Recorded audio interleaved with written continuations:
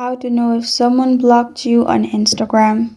Hi everyone, it's Sophia to assist you today. Without any delay, let's jump right in. First, open Instagram. You'll find this kind of screen pop up. Click on chats located at top right corner of your screen. Then make sure you have messaged that person. Then click on their username and then go to profile. If you click on their profile and it shows you this kind of page, that means you have been blocked.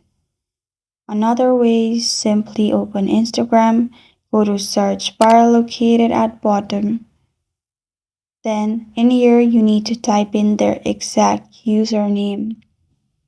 If you don't find it here, or again this kind of profile is showing, that means that person has blocked you on Instagram. This is how to know if someone blocked you on Instagram.